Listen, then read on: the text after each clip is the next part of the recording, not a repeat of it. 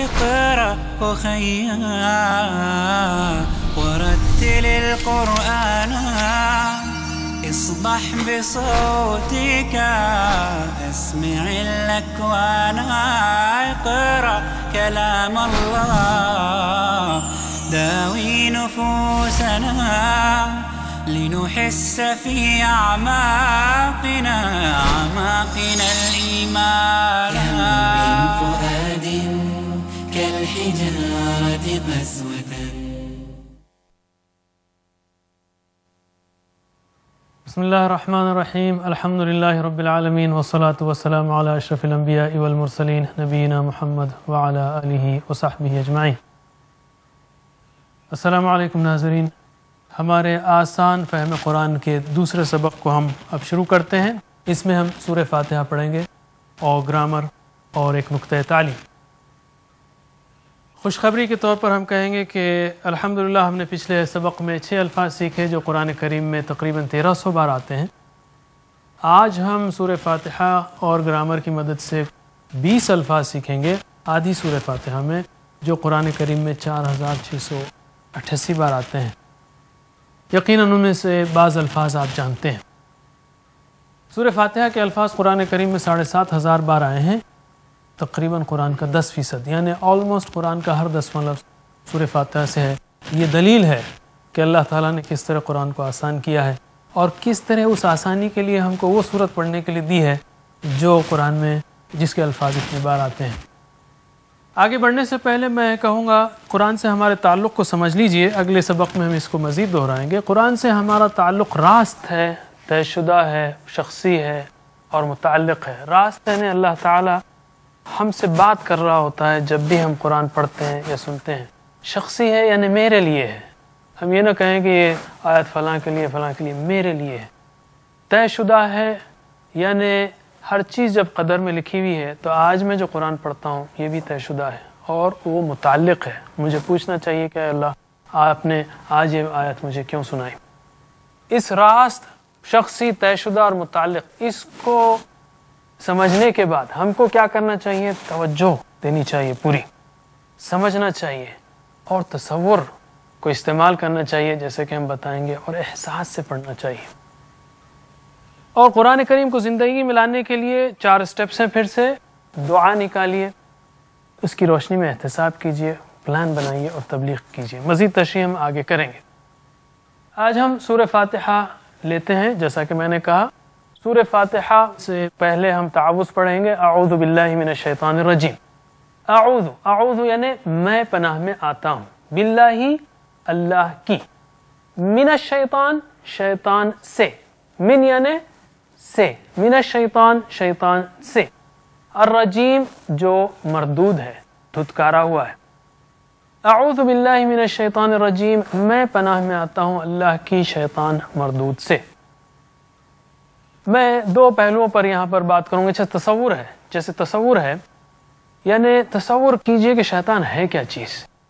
ہم میں سے ہر ایک کے ساتھ ایک شیطان لگا ہوا ہے، مسلسل جب بھی ہم غافل ہوتے ہیں وسوسہ کرتا ہے. یہ تصور کے ساتھ اس کے خطرے کو دیکھتے ہوئے پڑھیں اعوذ باللہ من الشیطان الرجیم، احساس کے ساتھ.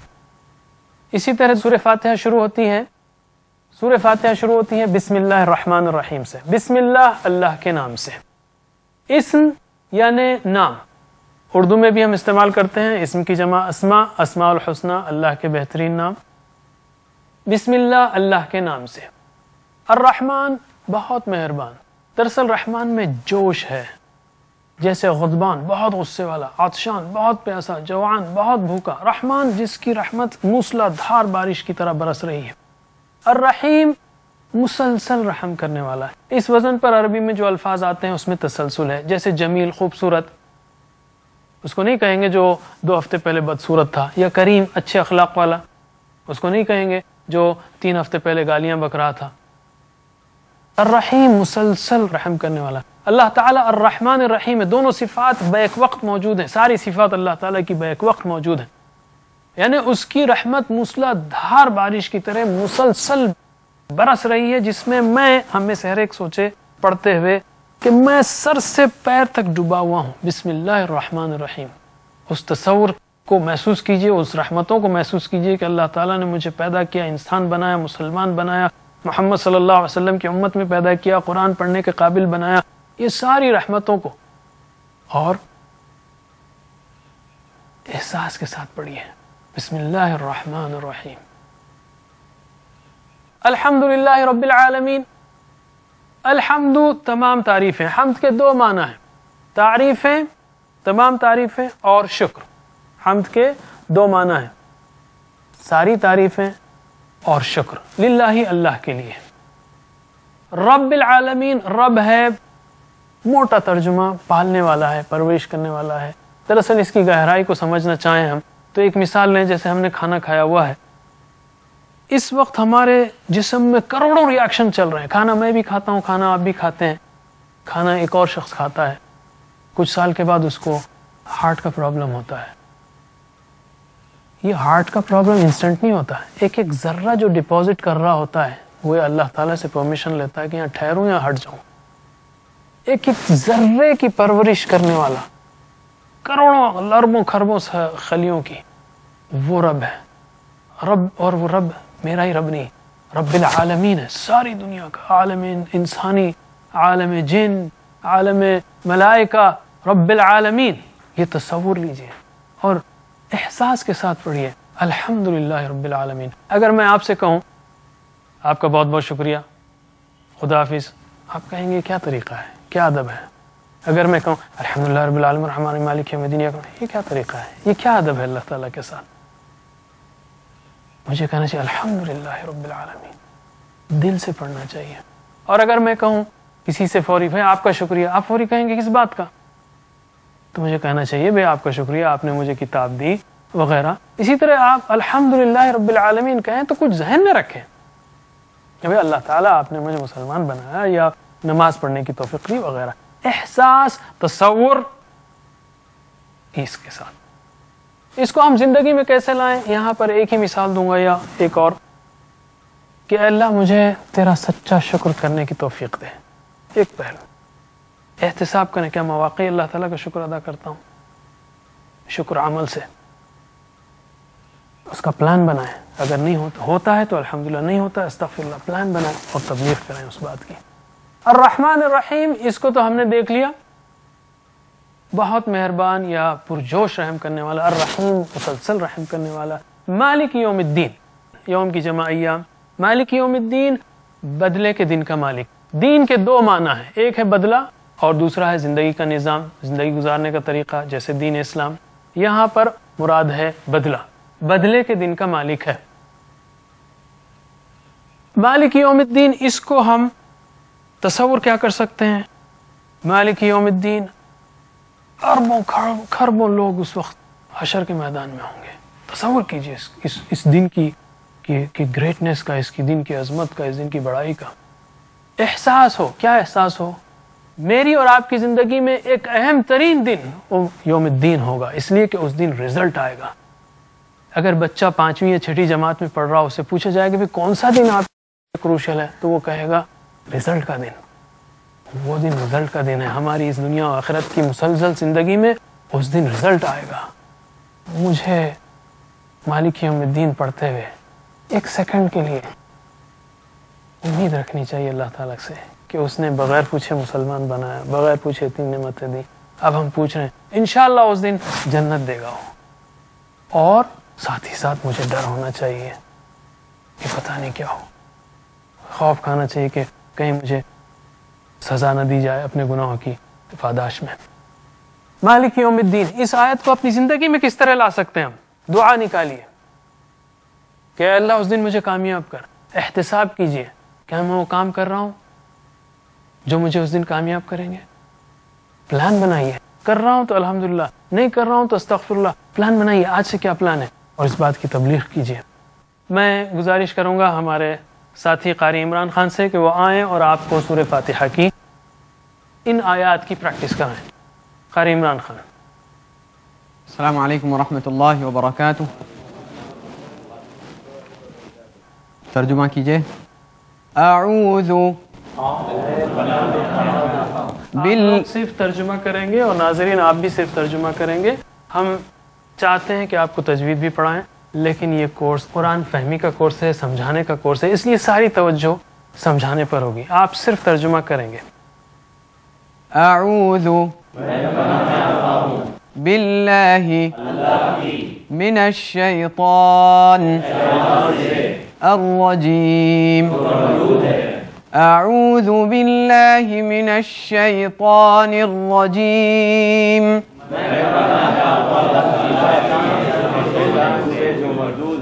بسم اللہ الرحمن الرحیم. بسم اللہ الرحمن الرحیم.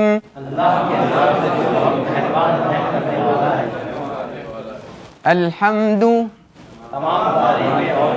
للہ رب العالمین. الحمد للہ رب العالمین.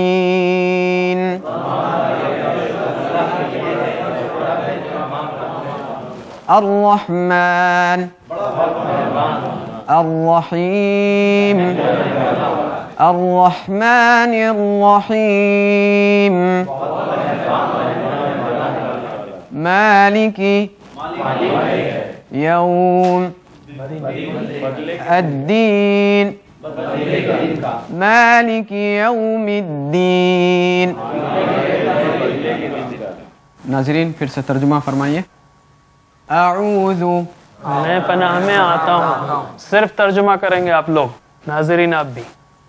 اعوذ باللہ من الشیطان الرجیم. اعوذ باللہ من الشیطان الرجیم.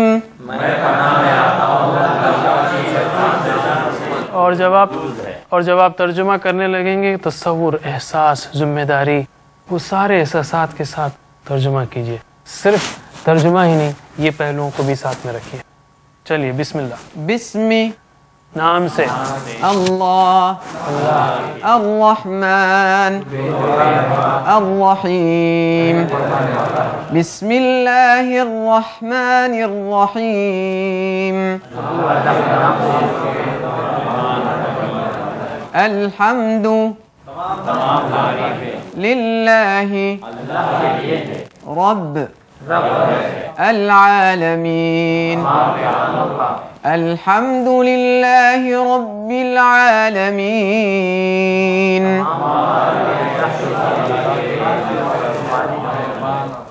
الرحمن الرحیم. الرحمن الرحیم. مالک یوم الدین. مالک یوم الدین.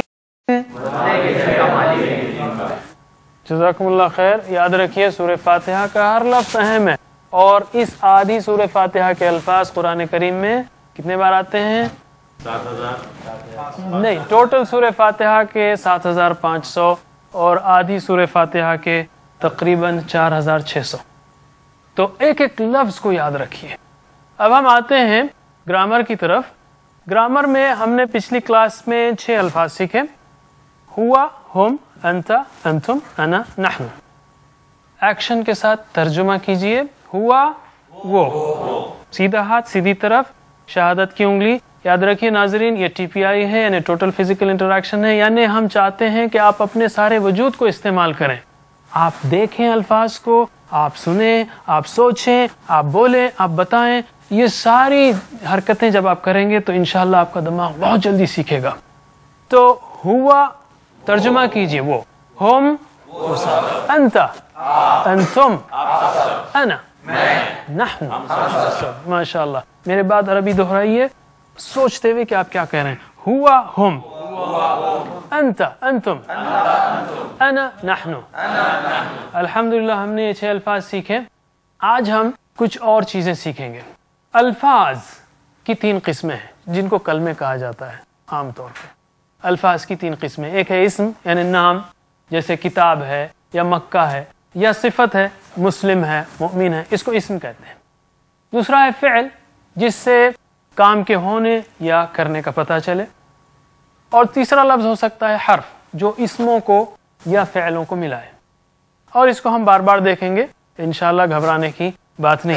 ہم آج اسم کی جمع بنانا سیکھیں گے، اور جو کہ آپ چونکہ الحمدللہ ہم اردو بات کرنے والے ہم جانتے ہیں، مسلم کی جمع ہے مسلمون مسلمین، مسلم کی جمع کیا ہوگی؟ مسلمون مسلمین، اون اور این ایڈ کرنے سے لگانے سے جمع بن جاتی ہے۔ تو اسی طرح بتائیے مومن کی جمع کیا ہوگی؟ مؤمنون مؤمنین، صالح کی صالحون صالحین، کافر کی کافرون کافرین، مشرک کی مشرکون مشرکین، منافق کی منافقون منافقین۔ ماشاءاللہ آپ کو جمع بنانے کا ایک قاعدہ آ گیا۔ آگے ہم چلتے ہیں، اسی کو اپلائی کرتے ہوئے، اسی کی کو انطباق کرتے ہوئے، ہوا مسلم ہم مسلمون، انت مسلم انتم مسلمون، انا مسلم نحن مسلمون۔ کوئی یہ پوچھ سکتا ہے کہ مسلمون کب آتا ہے اور مسلمین کب آتا ہے؟ ہم کہیں گے اللہ تعالیٰ کو قواعد بہت سارے معلوم ہیں، ابھی فکر کرنے کی ضرورت نہیں ہے، اس وقت اتنا جان لیجئے کہ مسلمون مسلمین دونوں جمع ہیں۔ ہم پھر سے پریکٹس کرتے ہیں۔ ہم نے دیکھا کہ مسلم کی جمع مسلمون مسلمین، کافر کی کافرون کافرین، صالح کی صالحون صالحین، مشرک کی مشرکون مشرکین، منافق کی منافقون منافقین۔ تو ہوا مسلم تو ہم مسلمون۔ میرے بات دہرائیے، ہوا مسلم، ایکشن کے ساتھ پلیز، ایکشن کے ساتھ ناظرین آپ بھی، تاکہ آپ کو یاد رہے کہ جب 4 ہو جائیں گے تو اون ہوگا، مسلمون ہوگا، ایک نہیں ہوگا، ہم مسلم نہیں ہوگا۔ تو ایکشن کے ساتھ، تاکہ ہمارا دماغ، جیسا کہ میں نے پچھلی کلاس میں کہا، جیسا کہ میں نے اس سے پہلے کہا، کہ ہم جب موبائل سے بات کرتے ہیں تو اپنا ہاتھ ہلاتے ہیں، کیونکہ ہمارا دماغ اس حساب سے کام کرتا ہے۔ تو ہم سیکھیں گے بھی تو یہ بجلیاں، مسلمون کی بجلی اس کے ساتھ رجسٹر ہوگی، اور یاد ہوگا ہم کو کہ جب جمع آتی ہے تو مسلمون آتا ہے۔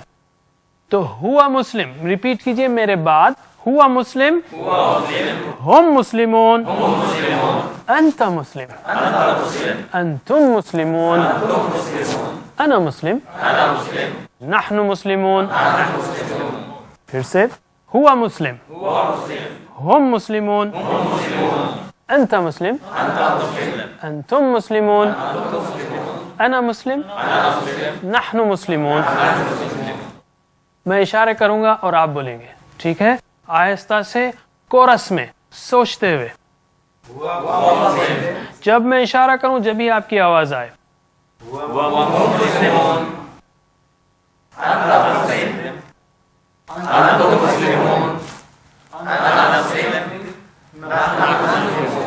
ماشاءاللہ۔ اب چھوٹا سا ایگزام لیتا ہوں میں آپ کا، بتائیے یہ کیا ہے؟ انتم ماشاءاللہ، نحنو ہوا انت نحنو ماشاءاللہ۔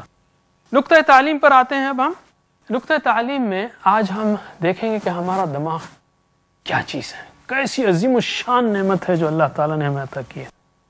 قرآن سیکھنے کے لیے ہم کو دماغ لگانا پڑے گا، اور آپ اس بات کو ذہن سے کھرچ کر نکال دیجئے کہ آپ کا دماغ کمزور ہے یا آپ نہیں سیکھ سکتے۔ آپ کے پاس بہت ہی طاقتور دماغ ہے جو اللہ تعالیٰ نے دیا ہوا ہے۔ دماغ میں 100 کروڑ خلیے ہیں، 100 کروڑ خلیے ہیں، اور ہر خلیے کی 20,000 تک شاخیں ہیں، 20,000 تک شاخیں ہیں ہر خلیے کی۔